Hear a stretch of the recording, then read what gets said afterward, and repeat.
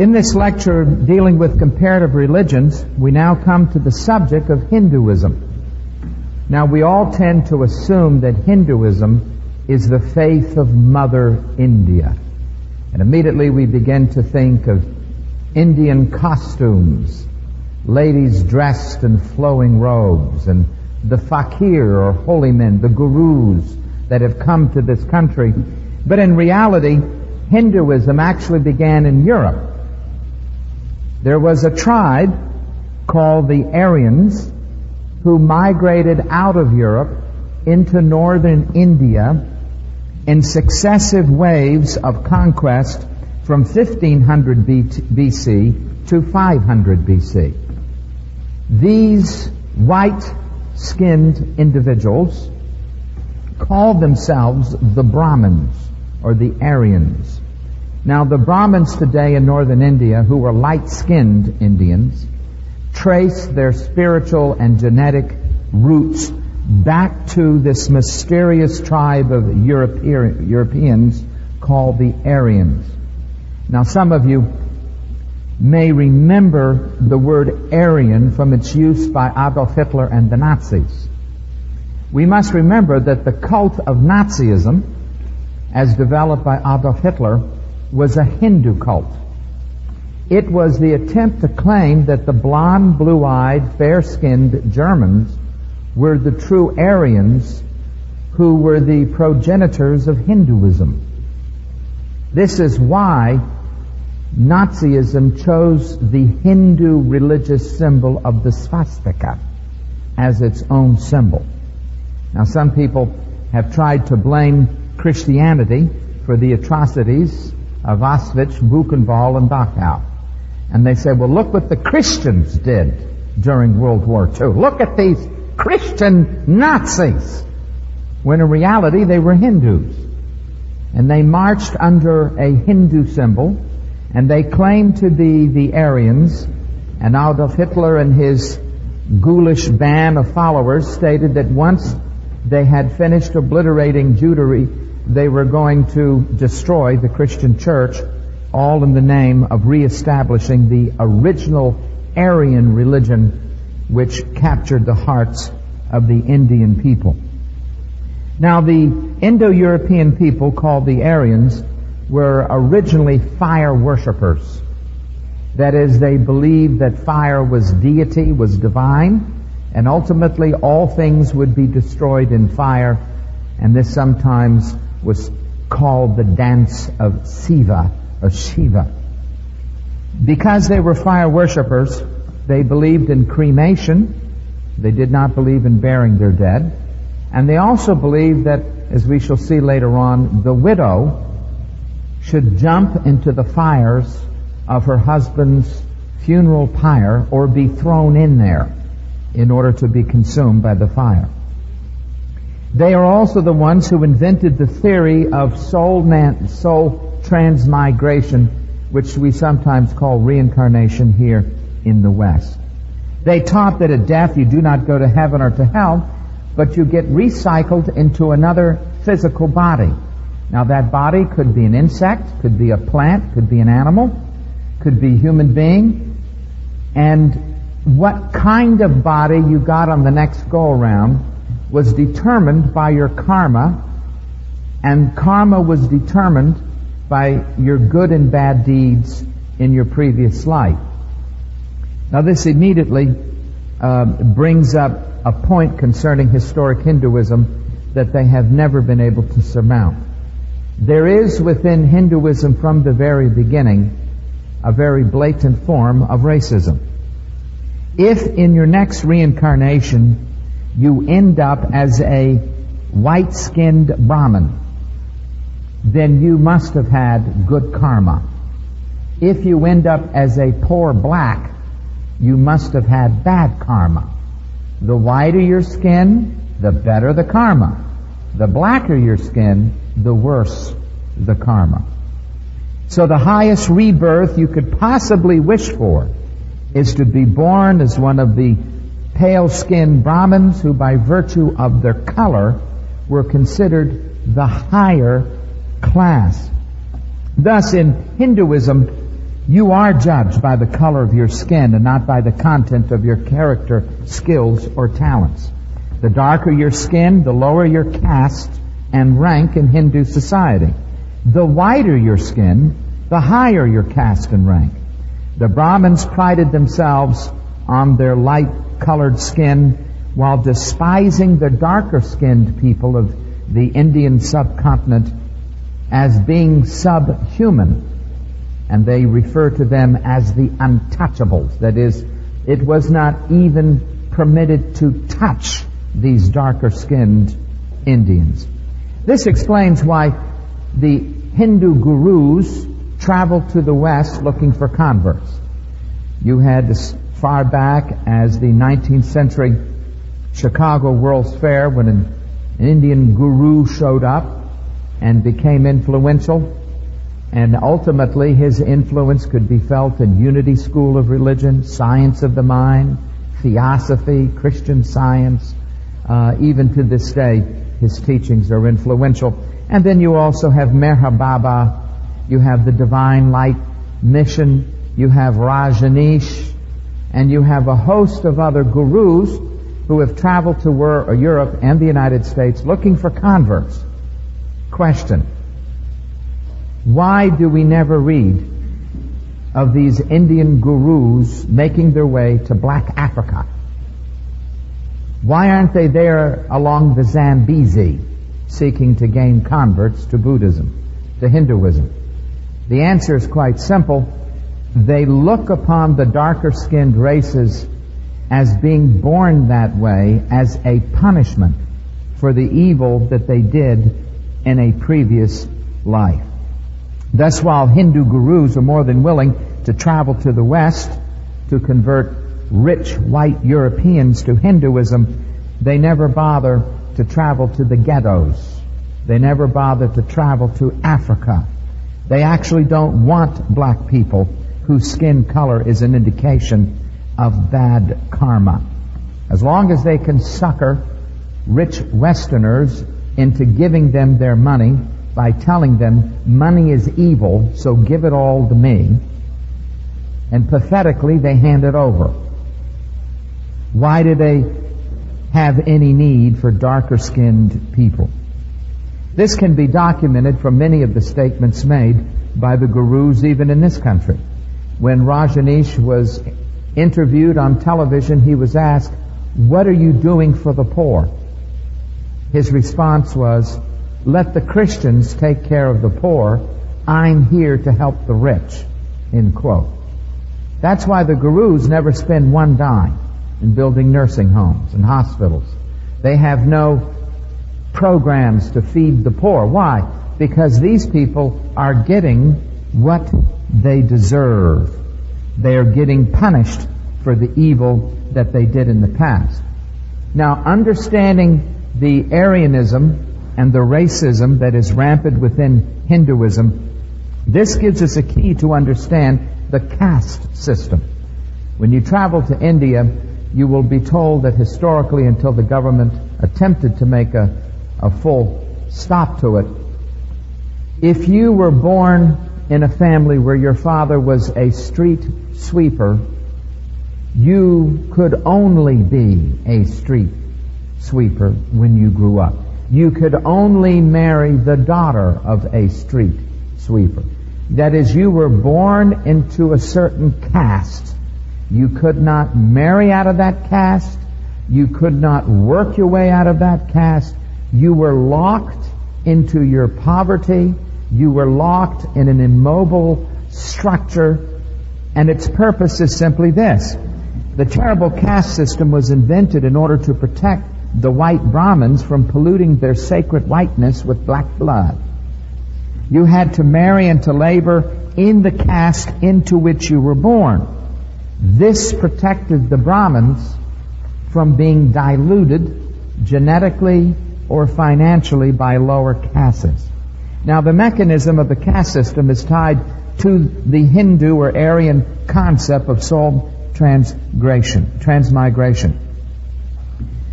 As we have stated, your rebirth is determined by your karma, which is determined by your actions in a previous life.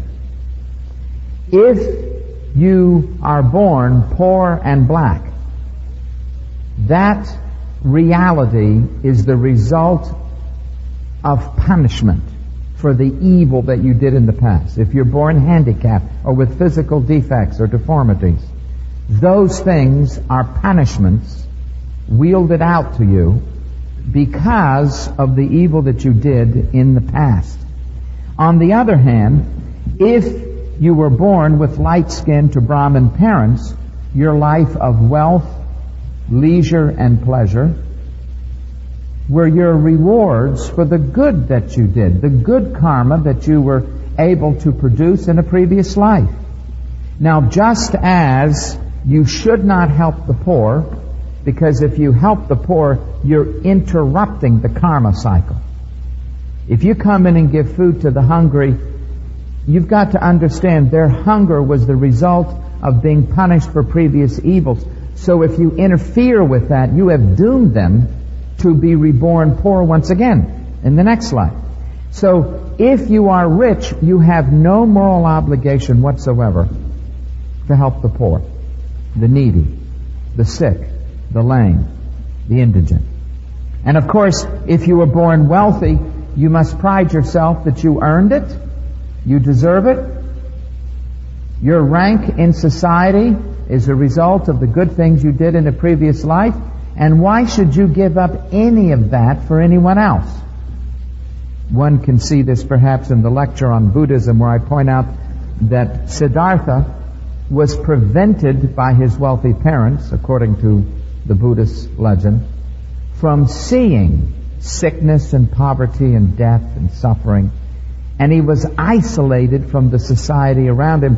And when he went out on his own, in disobedience to his father's wishes, and he saw the pain and the suffering of the poor, that's when he began to question Hinduism. So the Brahmins tried to insulate themselves and isolate themselves from the poverty of their own society and to attempt by all means not to interfere with human suffering. So the poor, the sick, the disabled, the dark-skinned, they are what they are because it is their own fault. They deserve their suffering because they did something bad in a previous life. Now, being originally fire worshippers, Hinduism developed the grisly practice of what is called suti, which is the burning of a widow on the funeral pyre of her husband. If she did not willingly throw herself into the fire and allow herself to be burned alive, the grieving relatives would pick her up bodily and throw her in. One way or the other, she was going to accompany her husband in the afterlife. Child sacrifices to animal gods, such as sacred crocodiles, were common until this Hindu practice was criminalized by the British. The ritual murder and burial of travelers in the name of Kali, this was by the Thuggee cult.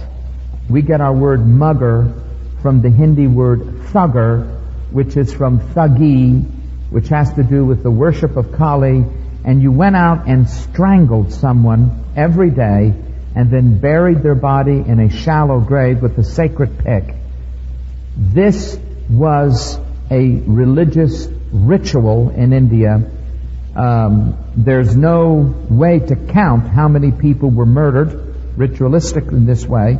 The British did their best to put a stop to it. I'm sorry to say that in news reports that I have received now that India has fully thrown off its British influence, the Thuggee cult has been revived, and once again people are being discovered in shallow graves with the sacred rope knot around their neck as they are murdered in order to appease the goddess Kali. Other immoral practices fostered by the religion of Hinduism included using children as sex slaves in Hindu temples. The poor who could not afford any new children would sometimes take the newborn infant and drop the infant off at the temple and say, well, the kid would starve to death. Better she or he could live with the monks and the priests over at the temple, and maybe they'll take care of the kid. They didn't understand that these kids were used as sacred prostitutes. In a previous century, this was so well documented in England that the English were simply outraged and forced the British government until they began to clamp down on the child sex slave rings that operated in the Hindu temples. That when you went into the temple, you not only went in to worship an elephant, a rat, or whatever it is, you could have sex with the little children who were there, and they were doomed to a life of disease and poverty. Now, when you travel to India, I remember Walter Martin describing vividly his trip to India, and you go to the temples that are not on the tourist map. Now, remember, there's two ways to look at the Hindu temples of India. One is to be steered only to those temples which they know will not offend the Western sense of morality and propriety, and the other is to go off on your own and to visit the temples where the Hindus actually go. When you visit the temples, you will discover carved in stone on the walls sexual orgies, bestiality, sodomy. You will discover the most abhorrent, wicked practices ever known. You will discover, for example, that for example, the Hindu temple that is dedicated to the worship of monkeys, one of the ways the Hindu devotees would show their love of these gods is to perform sexual practices upon the monkeys, to service them as it is. Though you would be prevented from seeing this if you were only guided to the temples they want you to see, it is best to realize that Hinduism has produced all manner of atrocities and wickedness. The same shock is usually registered when you're walking the street of Calcutta or Delhi and you see a cow in the middle of the street lift his tail and do his business, and you see people rushing over, taking the fresh dung and smearing it into their hair. Or you see the cow urinating and someone rushing up with his hands out in order to scoop up the urine and to drink it. The smell of the Hindu holy men is not very holy. You see, the gurus who come to this country are staying at the Hilton, and they shower and use some perfume because they know they've got to win Westerners. The gurus who are there by the thousands in India walk around with hair plastered with cow dung reeking of urine. I have talked with many who have told me their stories of being able to smell a guru before he ever gets there. This again is a picture of India that the tourist bulletins will never give you. Now, why are we beginning our discussion of Hinduism with such ugly realities as racism, the caste system, burning of widows, ritual child abuse, and gross immorality, and other absurdities? To see the true nature of Hinduism, we must study what it produced in those societies where it has been the dominant religion. In those countries where it has so dominated the people that it controls the time of plowing and of harvesting, it controls the time that you marry and you bury. When you look to see what Hinduism has produced, when you look to see what Islam has produced, what Buddhism has produced, what Roman Catholicism has produced, when you look to see what Reformed theology has produced, you begin to see a stark difference. Some people think it doesn't matter what you believe. Would you please explain that to the woman who's about to be thrown alive into a fire? Would you please explain that to a child who is a sex slave, a prostitute in a Hindu temple? Would you tell them, oh, it doesn't matter what you believe, they're all the same? No, this is not the case at all. The antiseptic, abstract presentation of Hinduism that is given in most Western colleges and universities never portray Hinduism as it really is. Instead, we must realize that Hinduism encompasses a social program that organizes a culture according to its concepts of soul transmigration, the law of karma, racism, and the caste system. If you fail to understand this, you fail to understand the true nature of Hinduism. Now, it is our purpose as Christians to point out the philosophic failures of Hinduism for the purpose of evangelism and witnessing. As Francis Schaeffer pointed out, pre-evangelism is just as important as evangelism. That is, there is an awful lot of rubbish that has to be wheeled away in the wheelbarrow before you can give the gospel. Before you can reach the heart of the Hindu, you have all this trash that has been piled up at the door by Hinduism. And you've got to use the shovel, you've got to use the pick, and you've got to get that stuff in a wheelbarrow, and you've got to wheel away the rubbish. This is called pre-evangelism, before they will even be open to hear the gospel. The way that you do this is that as you engage in a loving but bold and truthful conversation with the Hindu, you point out the philosophic weaknesses of Hinduism, and you can do that by probing them with questions. For example, number one, Hinduism denies the existence of the infinite personal triune God of the Bible, who exists independent of and apart from the universe which He created out of nothing. Is Hinduism actually atheistic? Now, this may be a shock to some people to say Hinduism is a form of atheism. If you define atheism as the denial of the Creator God of the Bible and the statement that the God who was described in Genesis 1:1, in the beginning God created the heaven, that God does not exist, well, that's atheism. Hinduism thus begins with the premise there is no infinite personal God who is the creator of the universe. The only kind of God that Hinduism has is an impersonal force. Now, they may want to dress it up and call it Brahman.